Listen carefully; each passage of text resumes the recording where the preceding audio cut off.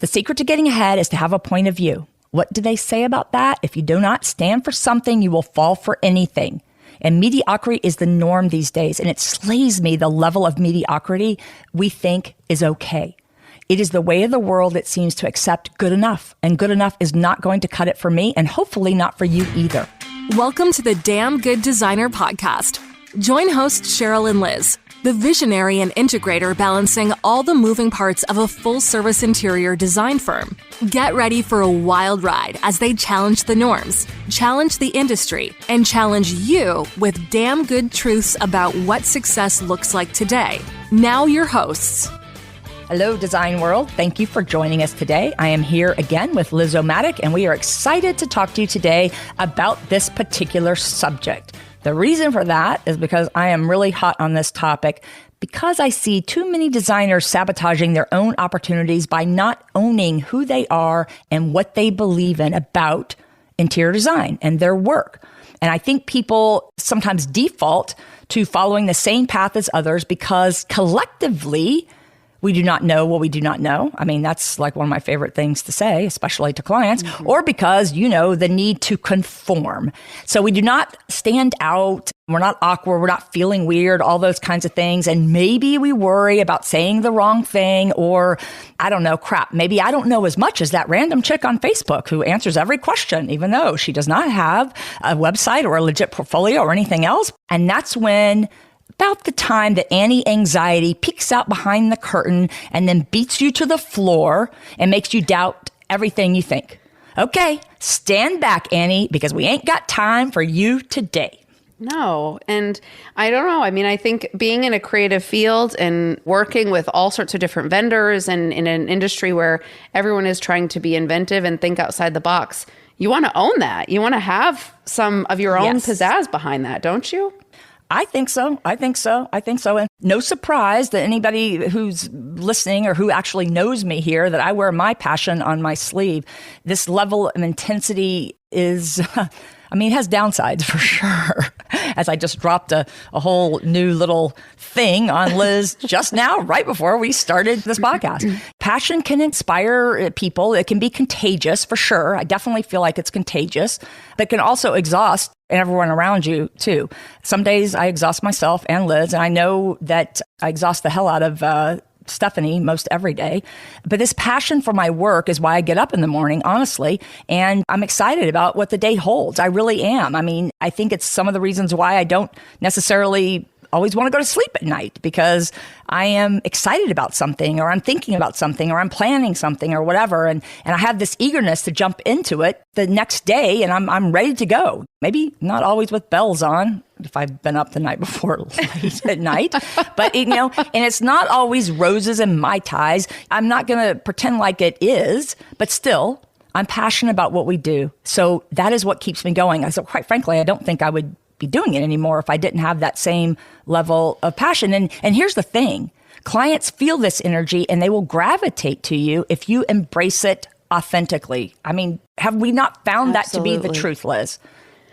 Oh, yeah. Even just thinking about, we have a longtime client, someone who Cheryl has been friends with, but also has been a client for many, many years.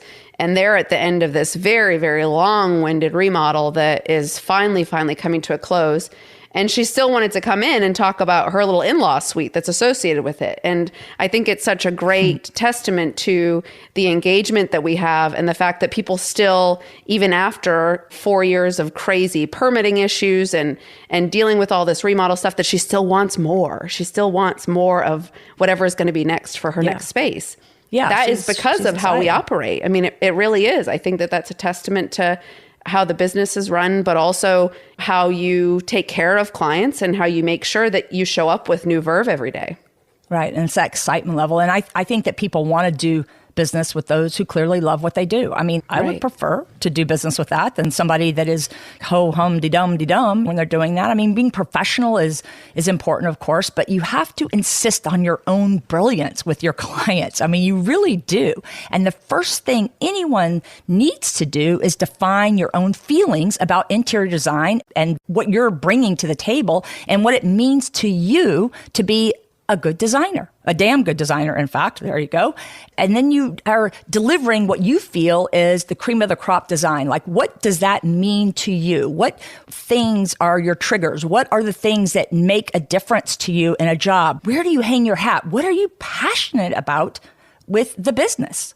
Yeah, it dovetails, I think. I think that by nature, having a creative kind of penchant, but also being an entrepreneur, having that sort of desire to sort of start something new and to keep it moving and to keep it growing, it all ties into this idea of also being able to define new spaces and come up with new ideas and to really think outside of the box every time you're presented with new problems and situations.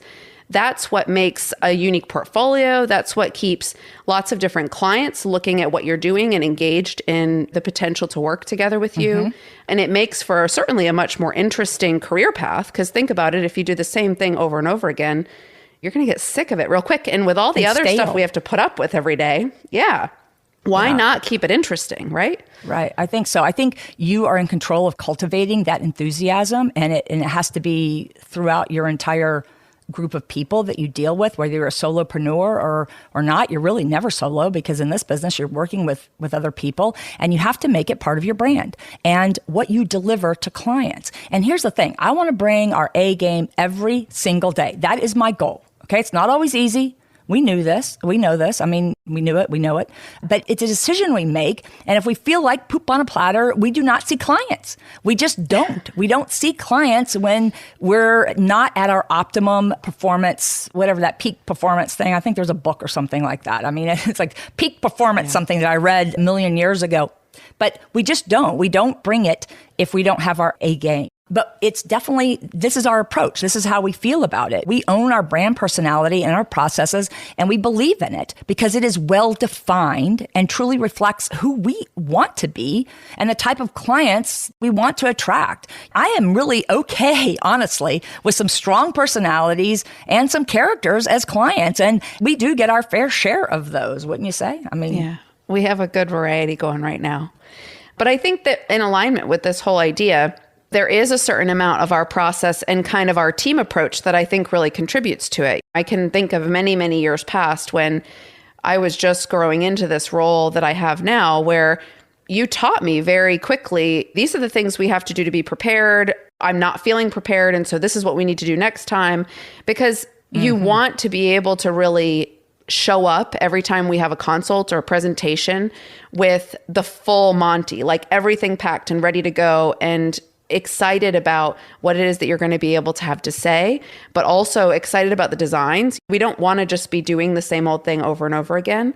So a lot of that is built into our processes. A lot of it is built into just how we've cultivated the way that we operate on our onboarding, because it makes sense. It helps us to contribute to a better overall process for ourselves, and it absolutely contributes to a better experience for our clients. They respond to that. Yeah. And so that's why it's so important from top to bottom to really be authentic to understanding how that has to happen and how you have to give it time to gestate sometimes before we end up meeting and all that. Pondering time. I always love those first presentations. Those are some of my favorite moments, because it really is our first chance to engage with clients and get to really get them excited. We get to play the kind of back and forth to engage them in all the ways that we're excited about what we're presenting.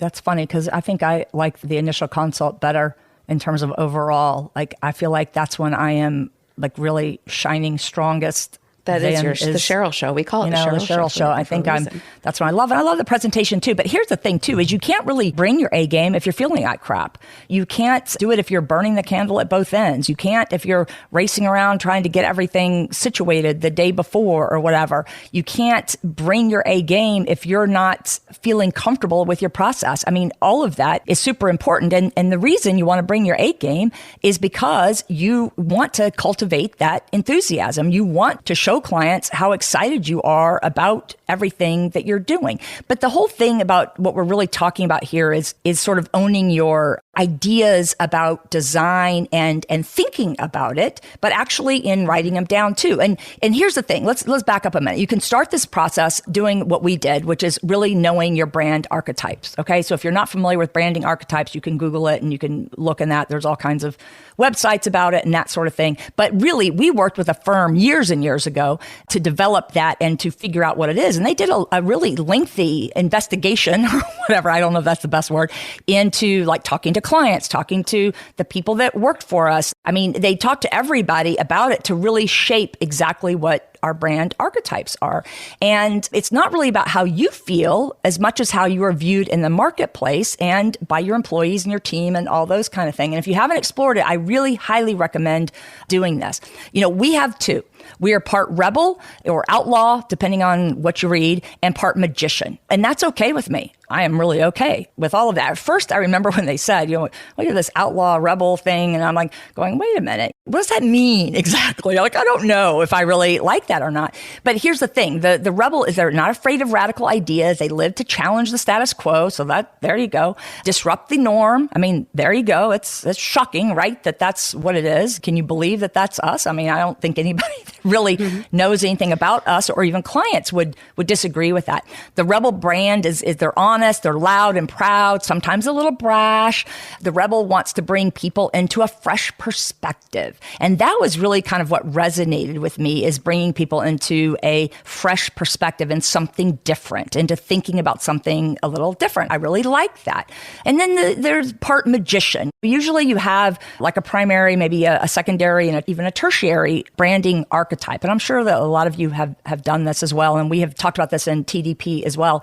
And the magician sort of softens the edges a little bit, I think, of the rebel, because this kind of a brand is really a goal to transform. They're very interested in new ways of doing things, finding solutions that are not yet imagined, products not yet built. Magicians belong to this idea-driven powerhouse sort of thing, thriving on vision and intuition. And I would say that's definitely right up our alley and how we like to bring it. And here's the thing, that's a lot to bring to a meeting and to a client interaction. And I think it's really the same for a lot of these different brand archetypes. It's exhausting sometimes. I mean, there are days, just the other day, I said to Liz, Liz, you cannot book us on a client meeting 45 minutes away with this new initial client when I have X, Y, and Z going on that same day, because they really do take, as much as I love them, they do take a certain amount out of me. But I don't know. Yeah, I mean, did you feel like that when you first got here, Liz? When you first got to In Detail, did you feel that way? Did you pick up on that sort of thing? Who was it? I was just telling someone, I forget who it was, but just last week, I was explaining how I ended up In Detail. I want to say it was someone in, I don't know, someone in TDP or something like that. But I remember walking into the shop. I had just moved to Pensacola. I had zero context for anything that was going on. I knew I needed a job. And I was like, oh, this place is cool. I didn't know anything about it. I had no idea really what you guys did. I just loved the shop. It was beautiful. It was bright. It had all these interesting objects and artwork and just lots of unique things. And I thought, I mean, if I can't fit in here, then I can't imagine where I'm going to fit in.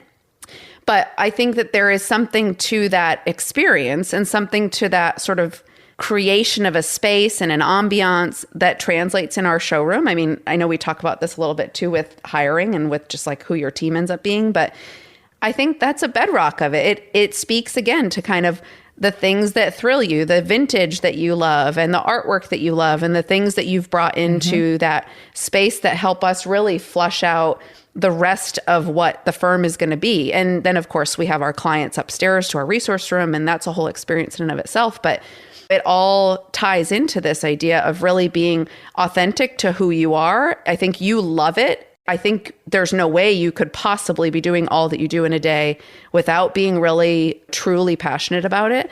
That is true. I absolutely think that clients believe that. I mean, I think that they feel that through and through because it telegraphs to clients for sure. Yeah. And we come to it from a very honest place. I think that, again, even from the consult meeting right on through to the presentation, I think that clients understand that we are wanting to really get in their heads and help them understand where we think the space can go. It's not just about kind of figuring out the colors and making it look pretty. There's a lot more to the layers in all of that. And they get a taste for that during the consult because Cheryl gives a lot of value during that meeting. But I think that that's the type of thing that gets them excited so early on that by the time we then send the scope and get the contract going, it's like, of course they want us involved because it's like a TV show. I mean, they want to be part of the action. Right. And it's not like we get every job that we put a scope out there for. I mean, sometimes it's just more money than people want to pay, or they maybe had thoughts based on the initial consult that it's going to be, the whole project's going to be a lot more than they thought or whatever. But I will say that we don't get pushback on our 9-page contract either. I mean, we really don't. We really, truly do not. And I mean, I think that's got to be a testimony to that excitement level and the passion and also the skill level. And here's the funny thing too, is I think we attract clients who are also a bit of this same persona, these archetypes, a little bit of a rebel, strong women. I mean, if you think about right now, like I'm just sitting here in my mind thinking about the clients that we have strong women who own businesses or an authority position, men perhaps that run a business maybe different than the standard in some way. I mean, they be entrepreneurs, I don't know, couples who run a business together and need to trust those who they're hiring for having a lot of integrity because they don't have time to pay as much attention as they would like. And I think that's like part of this is that time is more valuable to these people than money or running around, as long as you can give them a reason to trust you. And by the number one way of doing that is to be authentic to who you are. I mean, that's absolutely the top way of being perceived as a trustworthy person is to be who you are 100%, because then that tells people, what you're all about. And I don't think that there's anything about us that is not 100% authentic, at least maybe on the days where I have to maybe take that mental Valium because I feel like I need to ratchet down the personality overload for some clients, or because I feel like that they're maybe a little apprehensive coming in or something like that. And then I have to do my little Zen moment, that kind of thing. But that's not really being authentic. I mean, I have to pull that out ever now and again anyway. Everyone thinks that I'm this extroverted person. I'm really not. I'm very much an introvert, and I recharge by being alone, by being in my head, by reading, by doing the things that I love to do. I don't get charged by people. That sucks me dry, but not in a bad way. I don't look at that as being a bad thing. I just have to monitor that. And Liz very well knows this because this is a topic of conversation that comes up a lot because she's in control of the calendar. And so sometimes I'm like, whoa, like even going to the Friday I have to go to my husband's work Christmas party, it's like, okay, I need to marshal all the forces to go to this Christmas event. And I need to put my face on. My husband's like the manager there is the big dude. I can't not show up or something. And I try to year after year to fake some illness or something.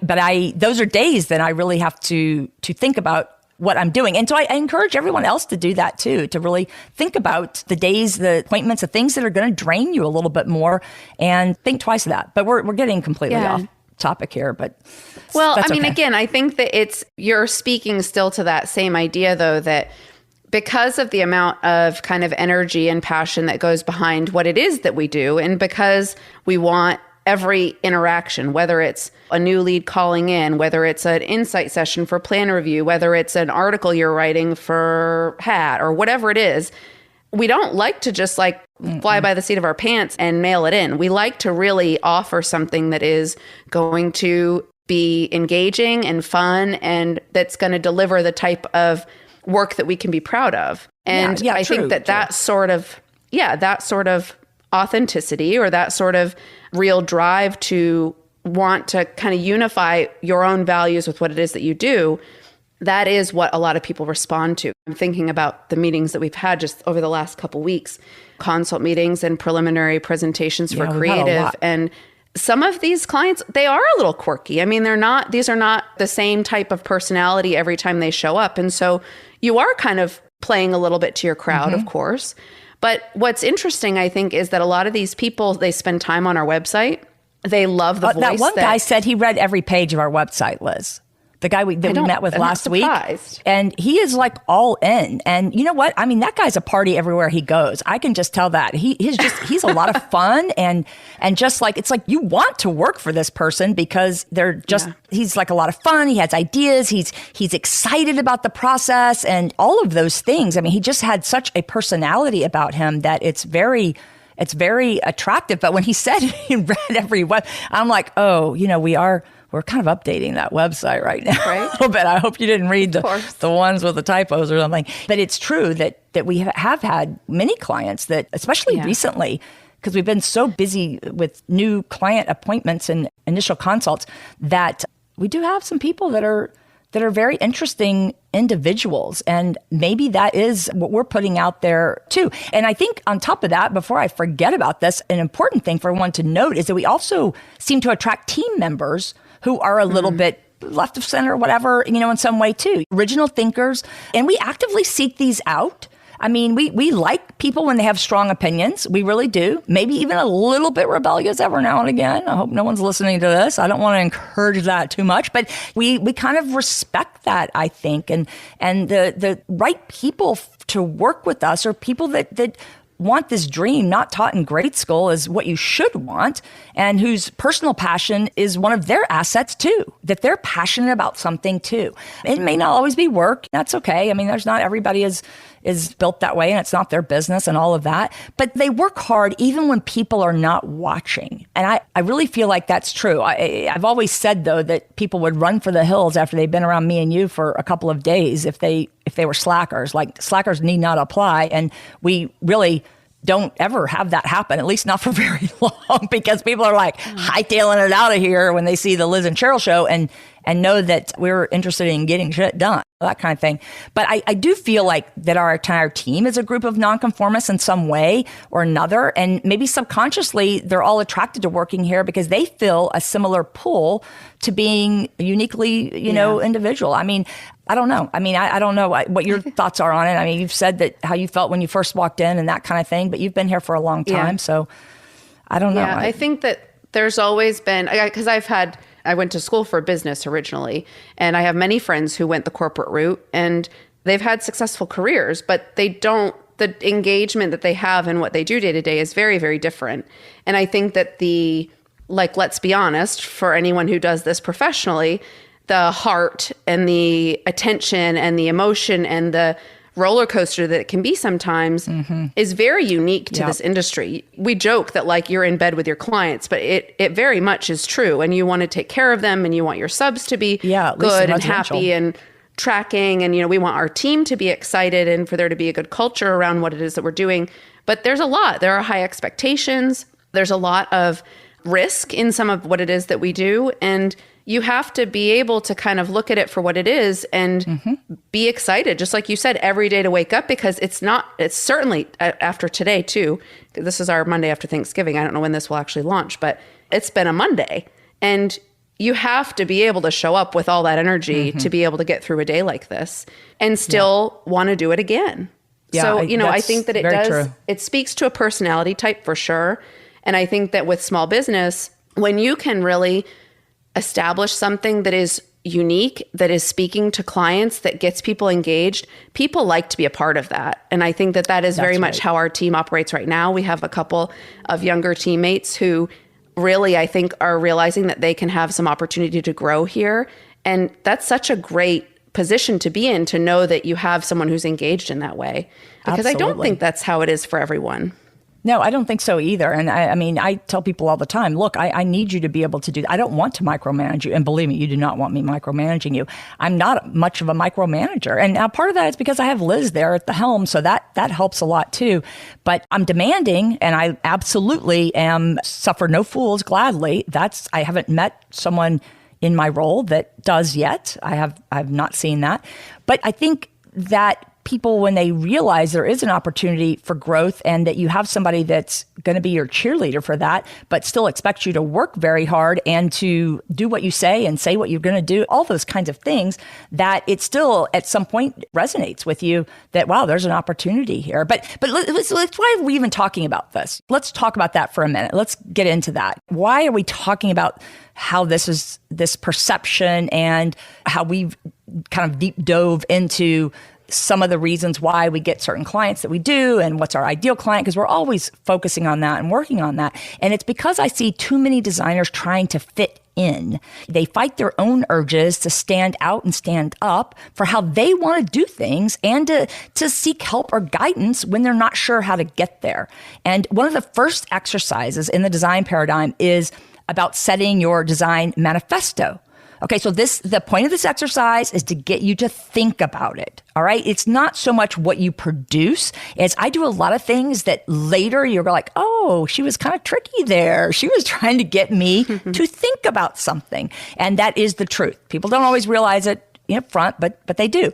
And so what I mean by this is, what are the lines that you will not cross? Or as I like to say, I have to throw myself on the railroad tracks on that one, Mrs. Client or Mr. Client. I mean, but this is not your brand guidelines or your mission statement or anything like that. Okay, that's not what this is. This is your manifesto for how you view interior design and your process. And I encourage everyone to be bold when we do this. I want you to speak out to your truths about it. And it's so important to embrace your own sense of what interior design means to you so that you build this passion for your beliefs. I mean, is that not, I mean, we can go over ours, but what do you think, Liz? Yeah, I think that having an opinion and a vantage point on this is really, really critical. Not just because I think it helps you to be able to flush out a lot of other facets of your process and how your business operates and everything like that, but it really speaks to how you're going to be able to manage your clients and your clients' needs. There's a lot of, I think, tendency for people to not want to rock the boat, or we joke sometimes like, oh, it would be a lot easier for us to just say yes and just go home and not have this deeper conversation with a client about something that might be tricky in the design. Right. But the truth is, it's important to us. And I think that they value that on the whole. I think that no matter the personality, the fact that they're paying us to be a part of this process and that they want that experienced kind of wisdom that comes along with having done it so many times. Right. That ability to stand your ground a little bit is absolutely a value to your client. And you have to be able to translate that somehow. I mean, we're constantly finding different ways, but being scared of being honest or being scared of having opinion or even just, I think about presenting things. Libby and I had a little meeting last week with a client. I was in it via Zoom, and I was really proud of her because there were two options for window treatment, and she spoke right up and she said which one she liked best when the client was like, I'm really not sure, like I could go with either. She didn't just kind of let it sit and let it linger. Right. And it's easy to let a client just kind of like be in the in-between and be like, okay, well, you can think about it. She felt strongly about what she wanted in that space. Those are the type of things that clients need. That's part of why they're hiring us. So to be able to really, to be able to stand behind that and to know that you're doing your best and you know that you want to be able to get that out to that client, I think that that is a huge value to them and why we should be in the business. I mean, why else would you be doing it? And what do we say? Like, I think it's 3 times. We'll say to you, and I tell clients this up front. I'm very upfront with all of this because I can't be any other way. It's just not in my DNA. But we'll say it's 3 times that we're going to say to you something that we disagree with. And I'm not afraid of doing that. I'm really not. And I can't look back into time and say the first 5 years or 6 years or whatever, I was like that. But I've been this way for a while because this is my second career. And because I was in management at the radio station before, I had to deal with a lot of strong personalities. I mean, you want to see some strong personalities, go to a radio station and look at the people around there because they're all strong personalities and very unique and a little quirky and all that. And so I was in charge of managing that group of people and on my team. And so when I came into design, I think that I had a certain amount of confidence based in that. But the other part about, but I was still new to design. And so what I needed to do was to really develop and own the things that I think are important, the shoulds or the haves, or the things that were just the deal breakers, or things that I wanted to be able to do every time. That this is our manifesto. This is what we believe. And truthfully, I mean, I'm going to go through this with you and I'll list out ours and you'll get an idea of what I'm talking about. But it's really just, it's sort of the feelings about your process, the outlook, the philosophies, all that sort of thing. It's a little bit tongue in cheek, of course. I mean, that's the way that we're going to be. Yours doesn't have to be that, but it's still the truth. It's still the truth. And I think these are also guidelines for the team, like Liz was talking about with Libby, to feel strong about their opinions and their feelings, because there's nothing worse than a wishy-washy designer or somebody that's just a yes person. I mean, one of the designers here that's been around forever, that's now since retired, was always very much like whatever he said, that's what happened. And we're not like that. We're very collaborative in a lot of ways, but there's still things that we really insist on. So I'll go through some of these. Okay. We believe design is comprehensive, period. Nothing can be addressed in a vacuum. Okay. So that's really important to us because we want to do the comprehensive whole deal. We believe managing a project properly is as important as the design, almost. Okay. So that is really about the project management, because we all know how important project management is, right? I mean, that may not be something that's involved in every one of our jobs, but that is something that we believe in, that when it can be, and it should be, there are some that we don't get into because we're not managing it. And I don't want to get into it because I identify that not being a good thing. So it's important. We believe in finishing the project all the way to the last lovingly placed book or vase. So believing that is important, because one of the biggest complaints I see from designers is them not being able to finish the job. And this is something you have to work for from the beginning. You don't wait until you're almost done with the job to then say, oh, by the way, I really want to finish this. You have to start laying the groundwork for that very early on. Okay. So here's more. We believe there's 10 of them. We believe catalog decorating should remain in the hands of preteens and never adults. Okay. That is, you guys have probably heard the podcast about catalog decorating, just say no, and all of that. And that is how we feel. We are not going to be catalog decorators, because that is one step away from being a personal shopper. We believe matching is not a thing. Tension is all the rage, don't you know? And that is also something that we believe, and something that even that one client out in Gulf Breeze that quoted me on saying, well, I'm not going to say it matches because then I'll incur Cheryl's ire or something like that, because we joked around about that in a meeting. And so when you have your clients quoting you on stuff like that, it's really going, wow, I guess we are resonating with them on that. And it's not like we say it in a stuffy way. It's more about that we're a little eclectic. It's talking about the fact that there is a time and place for things to quote unquote match, right? And you guys will love the next one. We believe shoe molding is the devil. Step away and plan accordingly up front. And look, this is one of those things that bothers me enough that I had pens made. Some of you may even have the pens that say shoe molding is the devil, because that's kind of the way I feel. I cannot stand, shoe molding whenever possible. But is there sometimes that we're forced into doing it? Yeah, sometimes it happens. Okay, so what's next? We believe walls are the lifeblood of cohesive design. Bye-bye sheetrock texture and boring walls. Hello, beautiful grass cloth. So what we're saying here is that this is important to us. We want to be able to address all the walls, including the fifth wall, the ceiling. It's very important to us. So the whole idea here, y'all, is to be able to sit down, have a glass of wine, maybe a whole entire bottle, and really think about what are 10 things. You can 10, 15, 25, whatever it is. I think we have 10, but I don't know if I've ever counted them. And say, what is it that we believe in? What is it that is important to us? Even if it is a little tongue-in-cheek or whatever, what is that? And the next one is super important. It should probably be first. We believe the plan is sacred.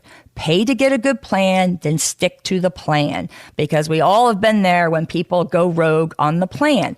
Plans are very important to us, so this is something that's going to be in our manifesto, right? We believe transitions are part of the design.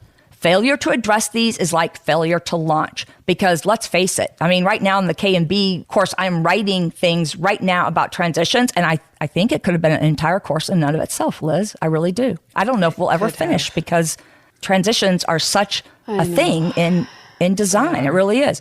Okay, so The last one, we believe in trusting the process. We deliver a well thought out process and it is integral to good execution. Okay, so that's ours. And I hope you have your own Bible of thou shalt nots or we always do this or whatever. And the point of this exercise is to actively consider what things are sacred to you.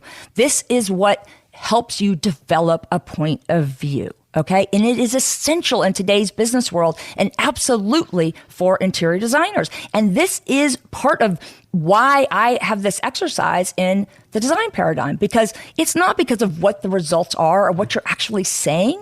It is to get you to think about these things, because then they become part of your DNA. They become part of who you are, and you have to stand for something. You have to say, this is something important to me. Whether you ever show this to a client or not is kind of irrelevant. I said we were going to make bags with them, right, Liz? And I don't know that we ever did that. We had Maybe some of them posted for a while. You had a cute little print off of them that I think was downstairs, but it's, I don't know. I mean, again, I think we'll put them on the new website. Yeah, there you go. I think this is the sort of thing that becomes a really good base layer for developing that confidence behind why it is that you stay in business and why it is that you operate. No matter what the situation is, how great the client is, how much of a pain in the butt they're being, no matter what you're dealing with subs, these are the things that you go back to and that really speak to why it is that you do and why it is that you get up every day to show up. And without them, I think that it would be easy to get lost, probably. It would be easy to kind of mail it in and show up and maybe not be able to offer that type of more involved, authentic experience for the clients that you work for. And I don't know, I can't imagine doing this I've been with Cheryl for a little over 8 years now, and I can't imagine if we didn't have those kind of stronger sort of values behind what it is that we do, how it is that things would really operate, because I think we're known for it. I mean, let's be honest. I think there are a lot of subs in the area, and certainly a lot of our clients who, part of the reason that they refer us to their friends and they bring our business name up and all of that is because they know that we get it done, but they know that there's no way they could do it without us. And that is because we stand by the fact that they... Yeah, we cultivate that feeling in them, though. I mean, everything we do is cultivating that feeling, right? Right. And teaching them, it's kind of like you were saying with the little colloquial phrases that we use and the things that we try to educate clients with over the course of the process. It's helping them to understand that the vantage point we come to when we're presenting ideas and explaining rationale, it makes sense. It doesn't have to match for everything to look good. And that's a thing for us because we do this every single day, but a lot of clients don't know that. They don't understand what it is that they're trying to say or how it is that they should be trying to say it. So for us, being able to kind of work through a lot of those funny little things to teach them, you're spending a lot of money. You don't want shoe mold all over your house because that shows that someone was either too lazy to do their transitions right, or they just didn't want to have to worry about it and slapped it on there after the fact. That's right. Not everyone's That's right. And sometimes it's already there. Yeah, and sometimes it's already there and you have to deal with it. But I think that the idea here, though, is that when you show up as being opinionated in a way, in a good way like that, you're going to stand out. And you stand out when you have a personality. And maybe you have a signature way of doing things, or maybe you're just taking a stand on something. I mean, we take a stand on certain things and we're like, no, we're not. We can't do that. I'll never forget my husband one day saying to me, because I was repeating a story to him. I don't remember how it all came up, but I said, oh, we are so not doing that knob there, Mrs. Whoever you were, at the time. And he's like, I just can't believe you actually say that to clients, that you're not going to do that. I'm like, well, that's what they're paying me for. Okay, they're paying me to take a stand on it. And they know because I'm passionate about it and then I'm not mailing in or phoning in or whatever, it's really important to them. And I think that that's the thing is you have to remember the client is paying you for that experience and that advice and all of that based on your past and your portfolio and all those kinds of things. And you stand out a little bit too when you play a little bit hard to get, not being so desperate to sell something or desperate to get a client or whatever, that you're not waiting for those clients that really are going to be able to relate to you and be able to embrace what you have, bring it to the table and all that kind of thing. I mean, I think your dream clients might be hiring your competition because maybe they haven't found you yet. Maybe they haven't resonated with you. Maybe you're not standing up and standing out as much as you think you are. I mean, because I don't think think, you guys, that anymore it's just okay enough to have a good portfolio, especially with so many people out there putting up these fake portfolios with AI generated photos and that sort of thing. I mean, really, it just kind of scares me. It really does. Like, I'm all about embracing the new technologies and all those things. I really, truly am. And I think there's a lot of great things that can come of all of this. I really, truly do. But I also think there's people that are going to take advantage of it. And I think at some point there's going to be a little bit of a whiplash with clients, not sure if you're like legit or not. And so being authentic now and being passionate and believing in certain things like this manifesto sort of exercise is really more important than ever before to make your interior design business stand out. You want to focus on the client who needs exactly what you're all about and not the same Boartown USA that everyone else is offering. And this is what you have to go after with all the passion and excitement and bring that A game so that you are never delivering anything mediocre or, like Liz is talking about, mailing in or phoning it in. I just think it's easy to get sucked into that when you are not feeling like really strong in your beliefs about what you do. Does that make sense?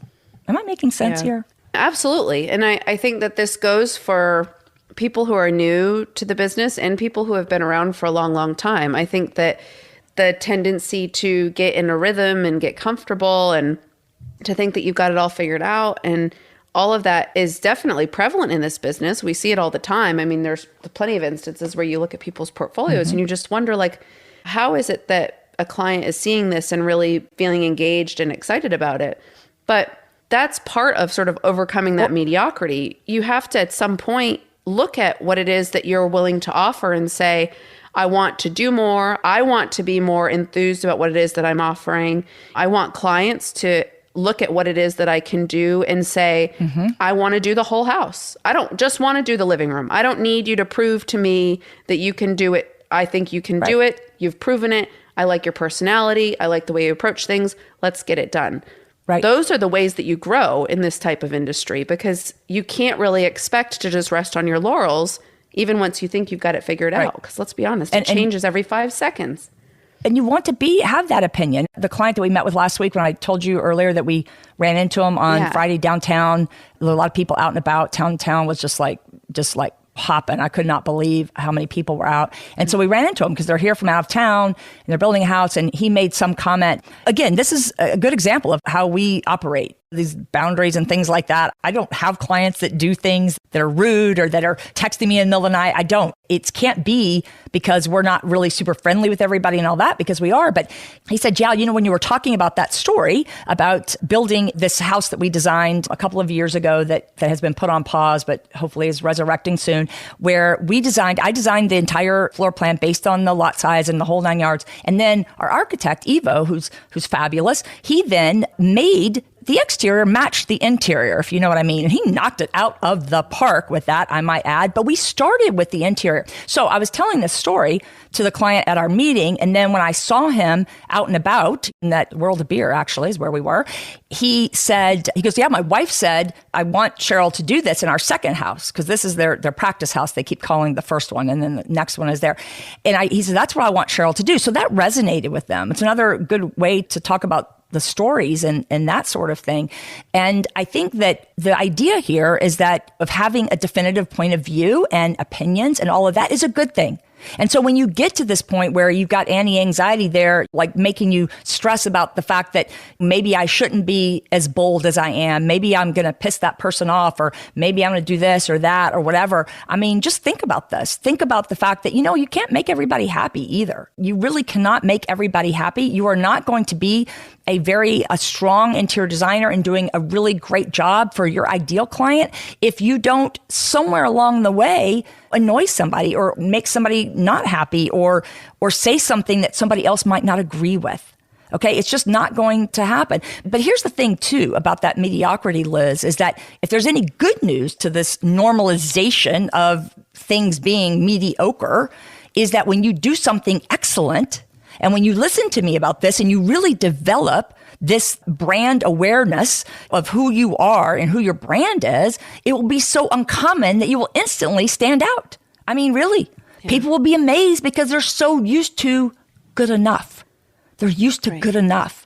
That the excellent is truly rare these days. I mean, this is across all industries, I think. And this can really work to your advantage when you decide to take things up a level and exceed the low expectations that are all around us and hone in on this growth of your business by doing your absolute best work with this abundant passion that then telegraphs to your clients and to people around you. And part of that is going to be having an opinion, because y'all know I have some opinions, okay? I have some opinions. There are people out there that are not my fans.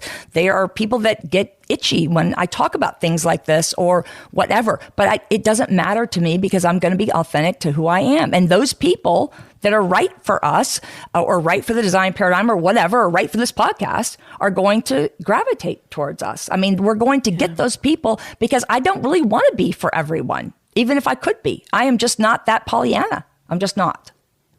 Not me. I think we didn't mention this, but I'm just thinking of it now as you're talking through these last sort of notes. And it's interesting because I think that there is a certain feeling of like being a part of the club that some of our clients get. And really is fun, because they come back to us time and time again. I mean, we've got holidays coming around now, and they're looking for things for their office. And the guy last week came in and bought beautiful gifts for his family as like hostess gifts for Thanksgiving. It was perfect.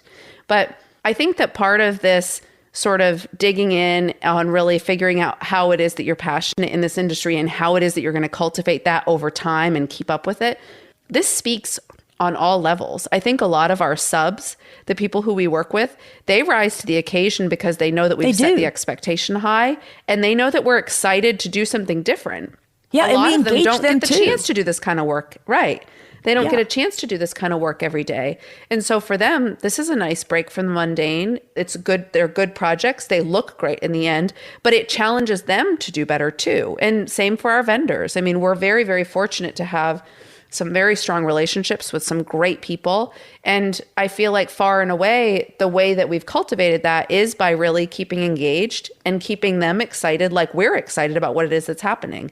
It all ties together to make that experience much more authentic for all of us, but also to keep that kind of, I don't know, it's like that little bit of infusion that you need every week to sort of get through some of the hard days, knowing that you have the resources here and that you're going to have clients who are excited and that it's going to pay off. The time and the effort and all of the slog is going to pay off. Right. And when's the last time that you sent your rep or somebody at a vendor pictures of your work when it's done? I mean, we do that on the routine basis because we are excited about it. We're thrilled. And we want to share that with them. We want to share them like, look how great your sofa looks in this home, and look how great this art is. And we feed off of that. And I'm just telling y'all that this is like sort of like this nirvana place to be, because this is a tough business to be in. It is tough. You have to regenerate your stores of enthusiasm, and you have to regenerate this stuff all the time, whether you're an extrovert or an introvert or whatever. You have to be able to constantly be feeding that. And one of the ways that we feed it, and we find like this circle, is that we put it out there with people, with vendors, and we put it out there with artists that we work with or whatever. I'm always going to send, if we get a great shot of something and it has to do with a particular vendor, we're going to send that to them. I'm going to call people out in social media. I'm going to do things that then get somebody else excited. And it's also might even make their day or something a little bit. But I think that a lot of this is really talking about cultivating that passion in yourself and also that point of view. I mean, is there anything else you want to say, Liz, before we get to the damn good truth about this? I did want to say, like, what you were talking about with the club is really something that I think is something that we do, and I think that a lot of good designers do this, or successful designers will do this, is that you really do. It's not the being like all that in a bag of chips kind of attitude at all, at least not for us, because we're not going to be some fancy name or whatever, something. I mean, we work with regular people and we enjoy working with regular people and all of that, however quirky they may be and that sort of thing. But I think that developing that brand, it's like we've talked about in another podcast episode about building that cult following.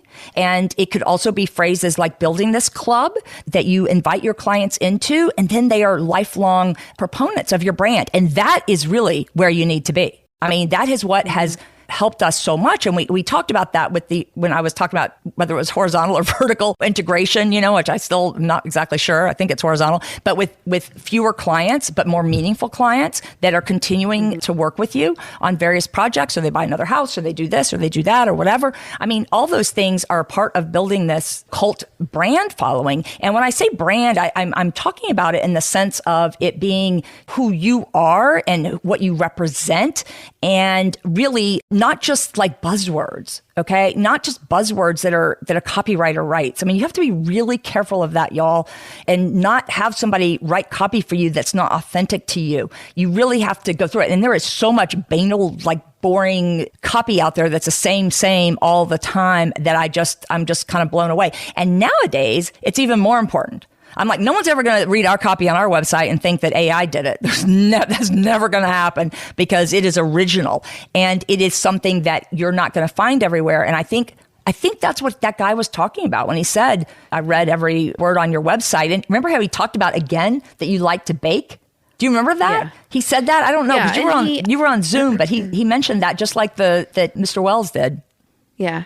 I mean, again, to your point earlier on too, he runs a business. He has a lot of different partners in his business. This is not his first time working on a new construction project, so he has some context. But I think really what stood out to him was not just the fact that we have the resources to get it done, but the fact that we actually have an opinion, that there's something that we can contribute that's not going to be in his wheelhouse. And he was very, very clear on that right from the beginning. He made a comment about something that we had on the website about how we speak more to like really offering value in what it is that we do. And he's like, that's how I want to run my business too. Like, I really appreciate that in people. Those are the type of things that when you need to find those clients who really are going to understand where you're coming from, that type of verbiage and the way that you approach being able to sell to them in your initial discovery calls and things, those are the type of words and phrases that I think have the most meaning. Right. Absolutely. But it was just a great example all around, because again, it's a brand new project. It's got a sort of a long lead time overall, because there's kind of a part one, part two, but he just had a lot of great feedback. And we love that because it speaks to us about obviously how we're doing on the marketing end and how it is that we're catering to people who are looking for us. You got to love it when someone says they've read everything on your website, especially ours, because it's 1 million pages. Okay, so let's get to our damn good truth for the day. Here it is.